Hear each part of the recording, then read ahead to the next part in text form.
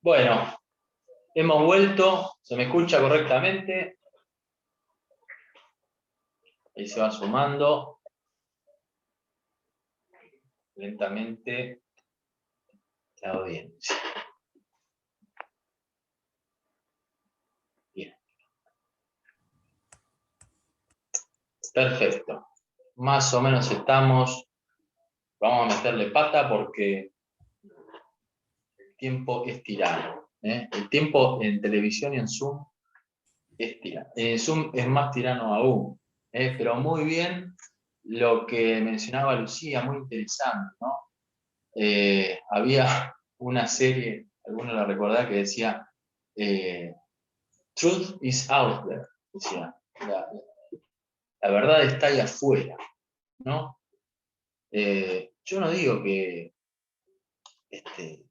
no pueda existir esto que hemos decidido, algunos han decidido denominar verdad procesal, pero no en esos términos, en los términos de verdad. No sé si es necesario acudir a ese término y a esa lógica. Esto es lo que, a ver, Cristian nos manda ahí algo. Contanos, Cristian, ¿qué es lo que nos mandás? Hay un archivito. No, por ahí no se ve el archivo, pero yo recordaba otra serie que el personaje decía, está Sí. la verdad y la verdad. Un abogado de los Simpsons. Claro. Exacto. Era un meme, pero no fue bien. Exacto. No salió el meme. ¿Cuántas referencias, ¿no? A través de los memes, de la cultura, traemos a colación para colaborar a estas cuestiones? Bueno, vamos a pasar inmediatamente, para no robarles más tiempo, a la argumentación jurídica, y sus autores entiendo que son los más relevantes. Yo voy a pasar a compartir, y esto sería de esta manera. Ustedes me dirán si se ve correctamente.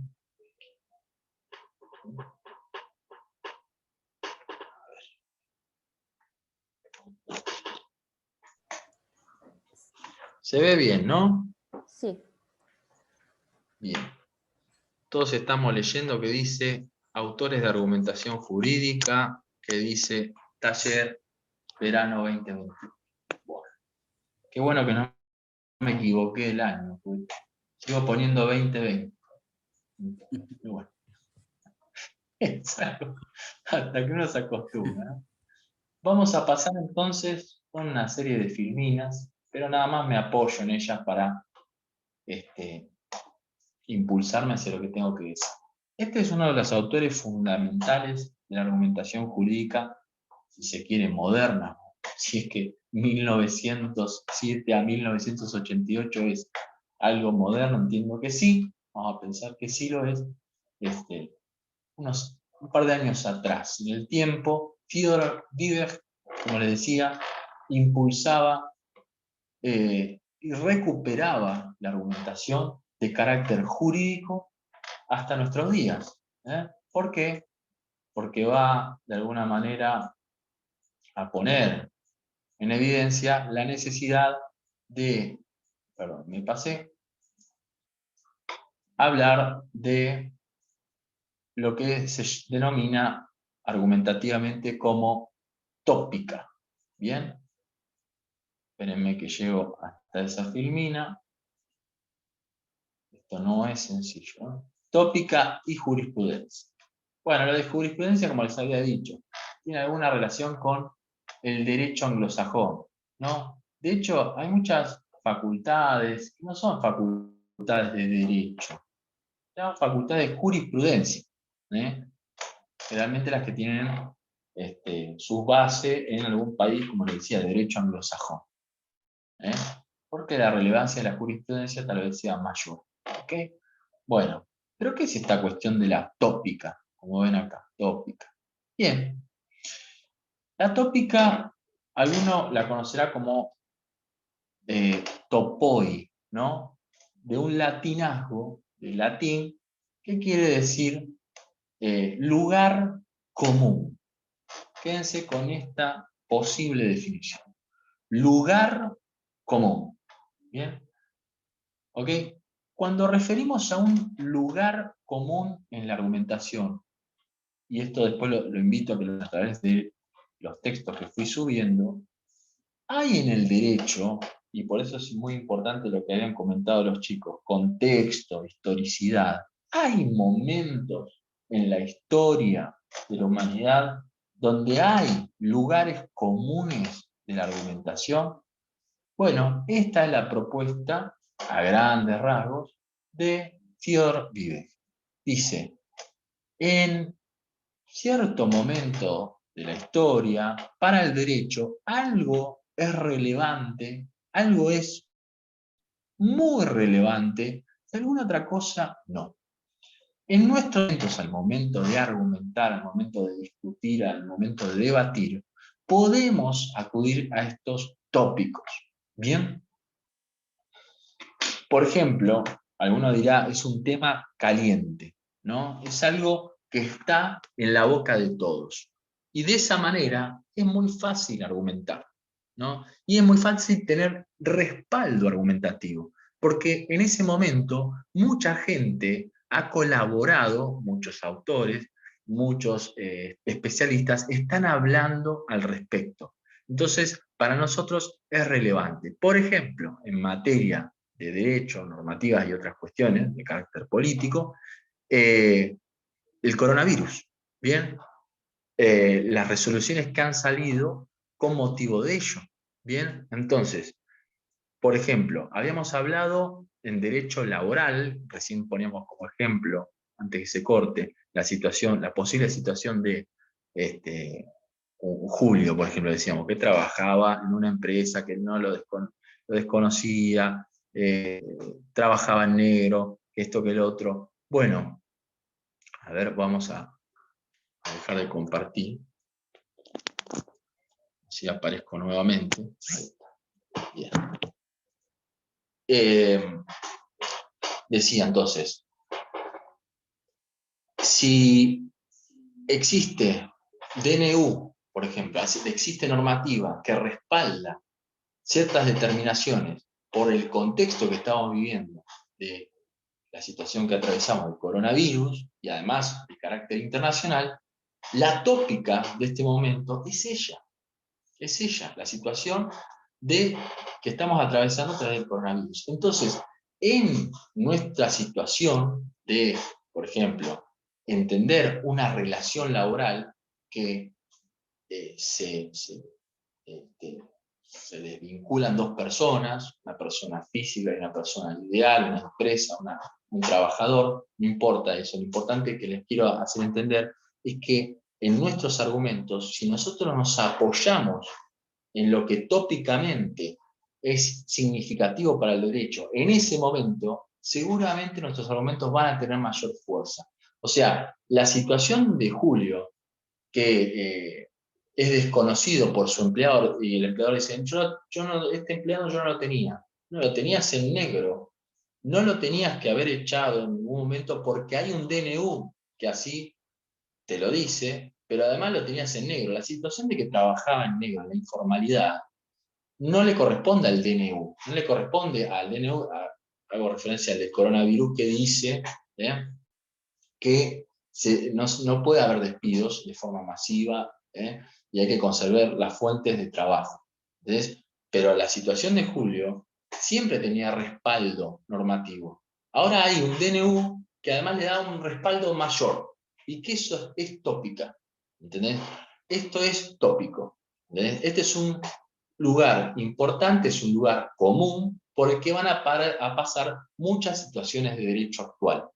El lugar común es el coronavirus. Bien, es la situación epidemiológica que estamos atravesando, y es la situación de salubridad que estamos atravesando.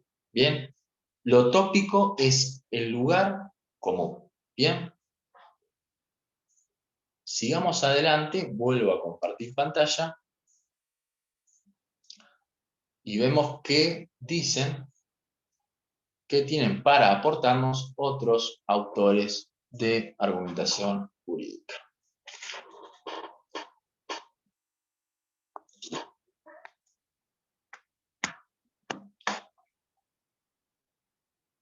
Este autor, que se puede traducir como Charles Perelman, va a recuperar una vieja tradición de la filosofía que es la retórica, y que pueda ser atribuible a Aristóteles, le va a dar un giro y lo va a definir como una nueva retórica, en el cual, le pasé muy rápido la fotito, ahí está el señor Charles Perelman.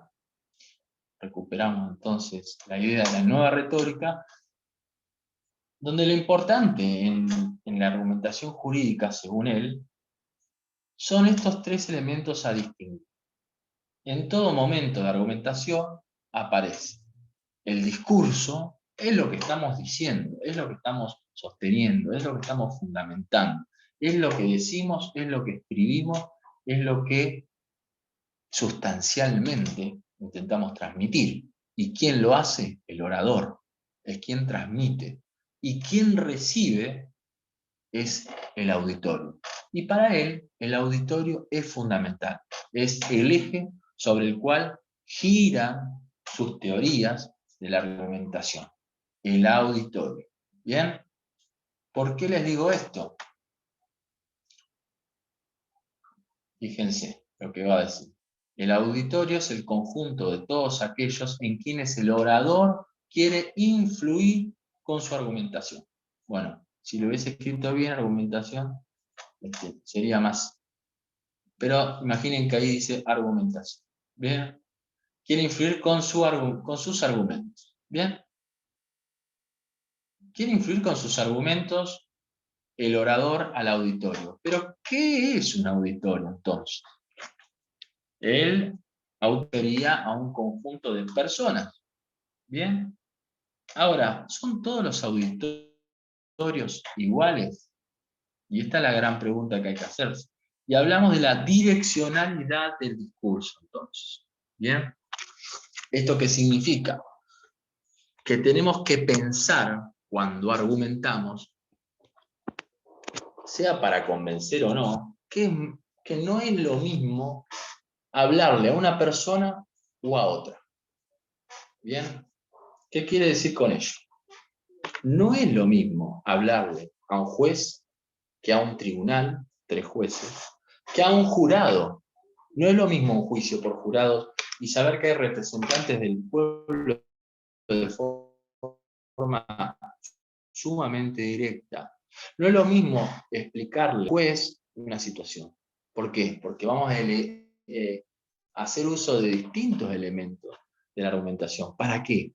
Y generalmente para convencer, como bien decía Cristian, puede ser para mediar.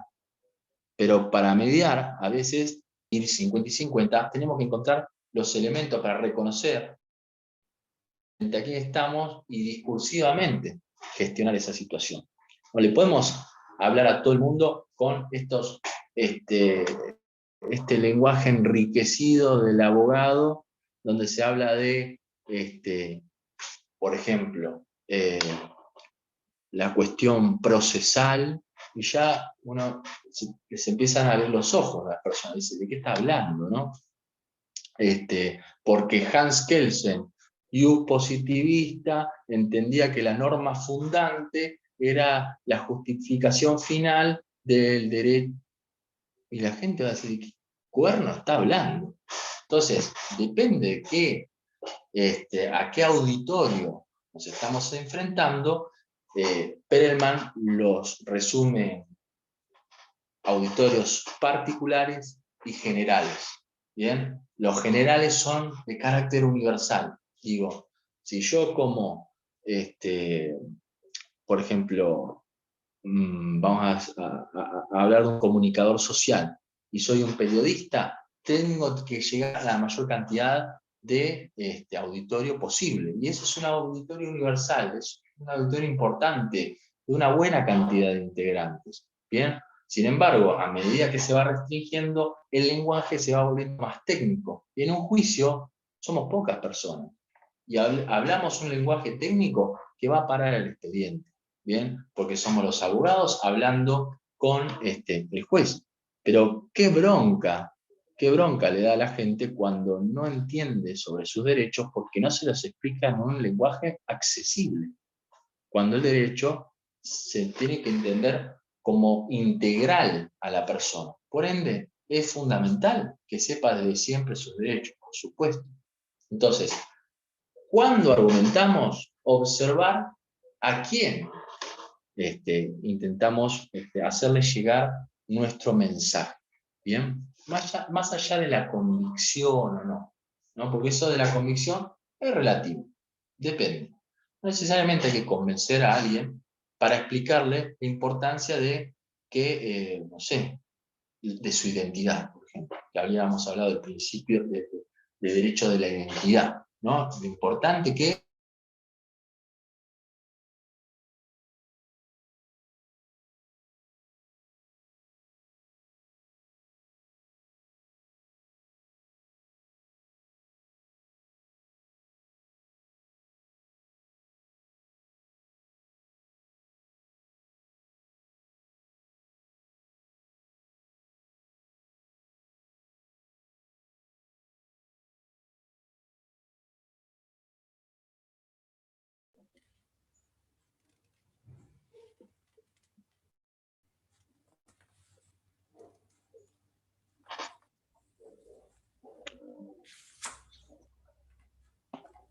bueno, creo que recuperé ahí, a ver.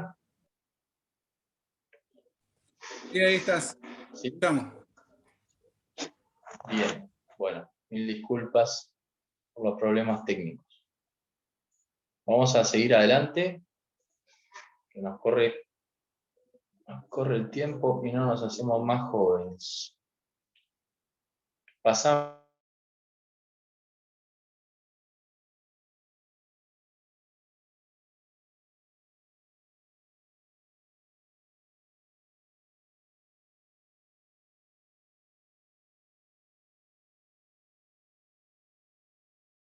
ahí, ¿no? Bien. Stephen Toulmin es un autor bastante más contemporáneo, ¿sí? De hecho, falleció, como verán, en diciembre de 2009, y es un autor sumamente práctico, no tan abstracto como los que hemos visto. ¿Por qué? Porque él ofrece este modelo. Miren. ¿Qué ven allí? Un modelo de argumentación bien clarito. Está en inglés, pero no se asusten aquellos que requieran de su traducción.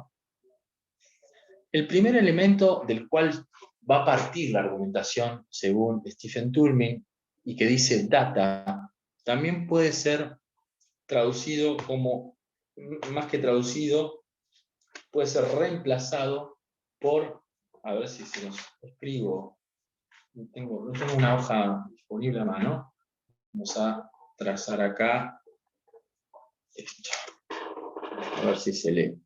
No sé si se llega a leer, no se lee nada, ¿no? Bueno, la idea era que les transmita la palabra facts, F-A-C-T-S, facts, que su traducción podría ser hechos, ¿ok? Y facts, hechos, entonces hace referencia a la cuestión fáctica. Cuando nosotros, este es un autor de argumentación en términos generales, cuando Stephen Toulmin habla de hechos, de lo fáctico y la data, es porque nosotros, si bien él va a hacer uso de elementos jurídicos, en la argumentación partimos de la descripción de un hecho. o el planteo de un hecho, y para eso incorporamos datos. ¿Bien? Datos. Ahora, la incorporación de datos no es la única cuestión que aparece en la argumentación. Ustedes verán del otro lado de este esquema que dice claim, qualifier claim. Claim podría ser traducido como demanda, y no demanda solo a los efectos judiciales, sino como un reclamo, una necesidad y un por qué hemos decidido llevar adelante la introducción de información, un hecho, la descripción de un hecho, y por qué le vamos a solicitar a alguien que se expida al respecto. En este caso podría ser un juez. Todo esto se podría traducir como: presento el caso, se lo elevo a un juez, se lo reclamo al órgano jurisdiccional. ¿Qué cosa? El hecho que describo. No es suficiente esto. Cuando nosotros abrimos un expediente, presentamos una causa, le solicitamos al juez que se expida sobre un hecho. Por ejemplo, Ailén tuvo, a ver, algo sencillo, ¿sí? Ailén solicita que se cumpla con un contrato, ¿no? Ha firmado un contrato que dice que se le va a pagar un importe X y no se le está cumpliendo, entonces le demanda, y eso se puede traducir como tiene un pagaré Ailén. Vamos al ejemplo. Ailén tiene un pagaré a su favor, un cheque a su favor, un título ejecutivo se llama a su favor, le solicita al juez que la parte que no está cumpliendo con el pago de este título lo haga inmediatamente. ¿Bien? Ahora, desde la data, desde los hechos, desde la información que yo presento, que es Ailén tiene un documento a su favor que dice que le tienen que pagar 50.000 pesos, eso se lo presento al juez a través de una demanda, verán que en el medio, en el tránsito, hay algo que se llama warrant, que es garantías. Y ese es el normativismo, ese es la garantía que le da el derecho a la persona para hacer ese reclamo, y el cual debe ser citado. Según el Código Civil y Comercial de la República Argentina, yo puedo exigir este pagaré pasado tantos días a su señoría para que se cumpla efectivamente con lo pactado en el mismo, y que se reintegre el importe que allí se estima. ¿Bien? Ahora, ¿qué pasa? Yo cité el Código Civil y Comercial. ¿Es suficiente? En derecho no es suficiente. Y para cualquier argumentación de cualquier tipo, tampoco. Porque no hace falta solamente una garantía. Hace falta más de una garantía. Y todo ese complejo de garantías se llama backing. Es un respaldo extra. ¿Ok? Cuando nosotros hablamos de que el Código Civil nos ampara para llevar adelante este reclamo, también lo hace, por una cuestión de jerarquía, la Constitución Nacional y tratados internacionales y autores que hablan al respecto, autores importantes, doctrina. Y además hay fallos que resolvieron que a mí me corresponde este pedido. Todo eso es respaldo, backing. Hoy hicieron referencia, creo que era, no me puedo acordar quién hizo referencia, le llame de todos ustedes, a la cuestión de Abril, creo que fue Abril que hizo referencia a la cuestión de las refutaciones. Bueno, es el último elemento que allá aparece que dice rebuttals, o rebuttal. Este es la refutación. Cuando argumentamos, reitero, presentamos una situación, se la presentamos a alguien a través de una demanda, lo hacemos con respaldo en garantías y siempre tenemos que prever en nuestros argumentos que alguien nos refute algo. Si no, estamos fritos, porque inevitablemente alguien va a decir algo en contra de lo que nosotros estamos sosteniendo. Y si no tenemos previsto un contraataque, si se quiere, una respuesta para todo ello, que significa una refutación, que es un ataque a la debilidad que pueda presentar nuestra argumentación, vamos a estar complicados. Así que siempre que argumentemos, siguiendo este esquema, tenemos que pensar en las debilidades de nuestro argumento. Y cuando nos refuten el mismo, ¿qué vamos a decir inmediatamente para seguir sosteniendo correctamente nuestros argumentos? Finalmente, donde dice Klein, dice qualifier. Y qualifiers son modales, o sea, formas del lenguaje que tienen relación con potenciar nuestra argumentación. Nosotros podemos decir, o no, podemos decir, a esta persona la echaron de su trabajo, han roto su vínculo laboral, o podemos decir, esta pobre persona que se ha quedado sin su fuente de sustento y la de todos sus hijos, de su familia, ¿me entienden? La potencia del lenguaje, ¿bien? Para profundizar o no alguna cuestión que estemos planteando. No es lo mismo decir, como decíamos, sueldo o importe, que decir el sustento, la posibilidad de darle de comer a mi amigo. ¿Ok? No es lo mismo decir le pegó un tiro que decir lo asesinó a sangre fría, ¿no? Buscó la manera de quitarle la vida, ¿no?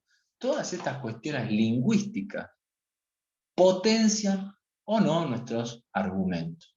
¿Ok? Dicho todo esto, este es un modelo muy, muy, muy importante para tener en cuenta y práctico a la hora de argumentar. Marco, una pregunta. Sí, sí, sí. En este esquema tiene que utilizarse de esta manera, o sea, de esta fórmula, partiendo de los datos, pasando por el requerimiento, luego el derecho, luego el sustento y preparar una reputación, o puede ser de distinta manera. Puedo empezar por... tiene que Bien. ser este esquema, quiero decir. Sí, sí.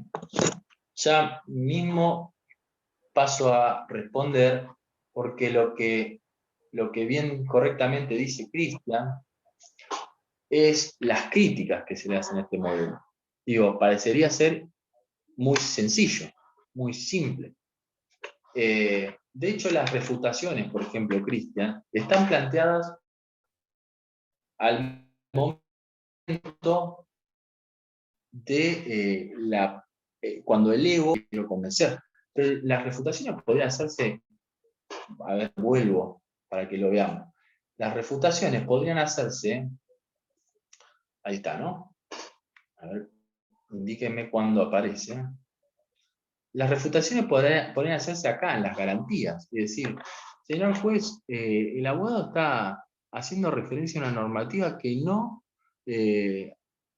corresponde al hecho presentado, ¿no? Cita normativa, cita artículos, por ejemplo, que están en desuetudo. Desuetudo quiere decir que no están en práctica, que no se ponen en práctica. Es de un código anterior al actual, por ejemplo. Entonces, las refutaciones pueden hacerse. Es un tratado internacional en el cual Argentina no adhirió, por ejemplo.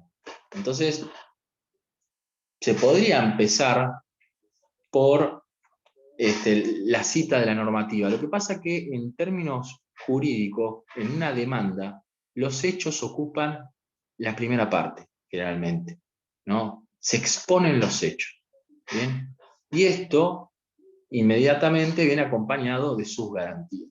Así que en ese sentido tiene este sistema una lógica. Sería correcto hacerle alguna crítica en ese sentido que yo les decía. Refutaciones podrían hacerse en los hechos también. Es decir, de hecho es lo que se hace. Yo presento una demanda, digo, quiero que Cristian se reincorpore inmediatamente a su trabajo, el cual fue echado durante transcurso del DNU. El DNU está en actividad, no se puede echar a nadie, lo echaron a nadie. Y del otro lado me contesta no, eso nunca ocurrió, no, nunca lo echamos porque no trabajaba para nosotros. O sea, la refutación está en los hechos, en ese caso. No es lo que está solicitando la persona, que es la reincorporación de Cristian. Ya directamente le están diciendo, niego categóricamente que Cristian haya trabajado para nosotros. Entonces se está atacando a los hechos. Así que muy correcta la apreciación de Cristian. Muy bien. Inmediatamente vamos a pasar, y con este autor vamos a cerrar la clase del día de hoy, que es Robert Alexis. Y la había mencionado en función de algo que había comentado Julio, que tiene razón de ser con respecto a la ponderación de principios. Estas abstracciones del derecho que tanta complejidad nos trae, pero también tanto debate, ¿no?, nos ocasiona. Porque Robert Alexis, mucho más contemporáneo a tal punto de que todavía está vivo, y ha dado muchas charlas en la universidad, en la UBA, habla de esto, ¿no?, entre otras cosas. La ponderación de los principios significa, cuando nosotros veíamos en la clase pasada esta pirámide de jerarquías, ¿no?, donde las normas, las ordenanzas municipales estaban por debajo de la Constitución Nacional y los tratados internacionales, y ellos tenían la máxima de las jerarquías. Bueno, allí donde también se ubican los principios, como bien decían hoy ustedes, donde las normativas no resuelven, esto lo decía Antonella, o es difícil encontrar en las leyes, en los textos, una solución para los problemas, acudimos a principios. Así lo dijo Antonella correctamente, es una posibilidad. Ahora, ¿qué pasa si colisionan dos principios? ¿Qué es lo que hablaba hoy Julio?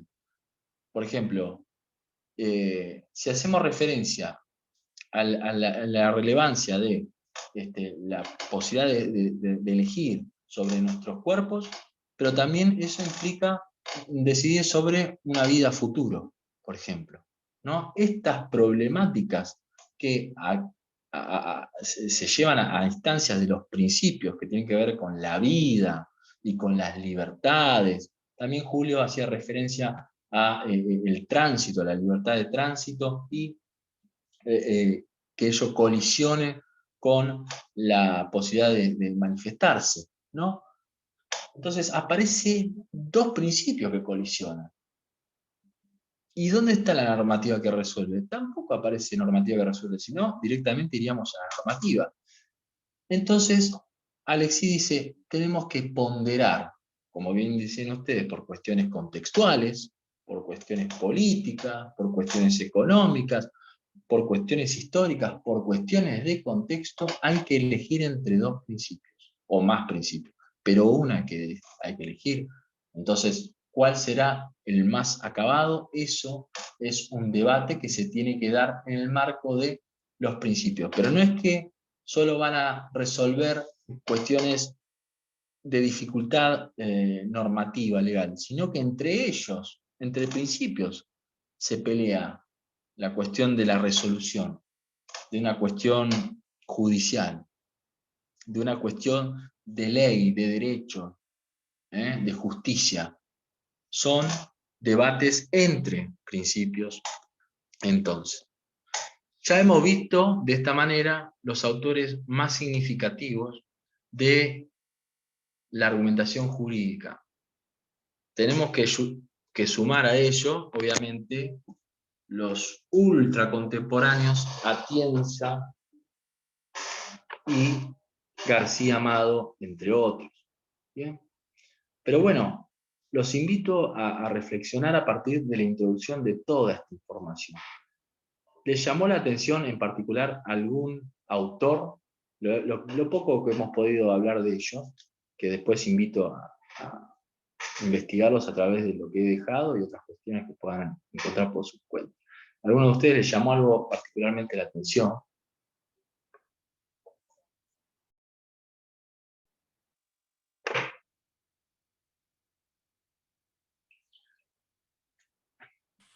¿Les trae alguna reflexión?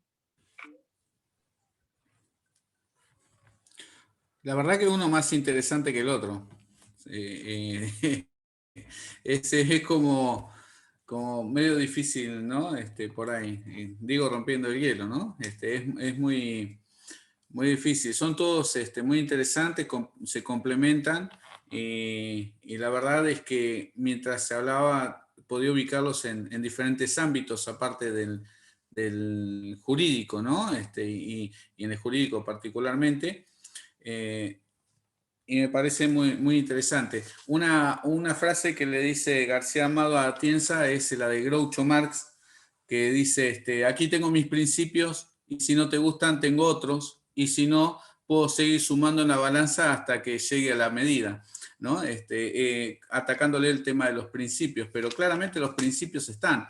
Entonces es bueno como para amplificar el debate, ¿no? Y poder hablarlo, ¿no? Le hablaba como mandatos de optimización, ¿sí? En ese sentido, en ese video, ¿sí?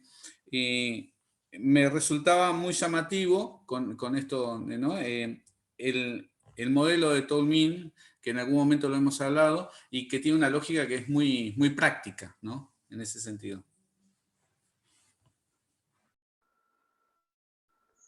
A mí me gusta, Buenísimo, Julio. a mí me gusta el modelo Turing.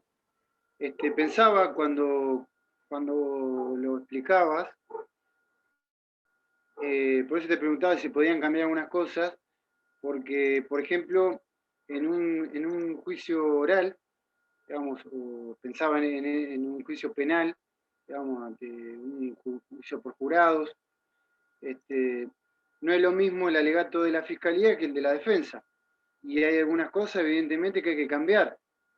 Porque, por ejemplo, siempre el alegato de la fiscalía va primero, la acusación, y después la defensa inevitablemente va a tener que refutar prácticamente todo, basado en prueba.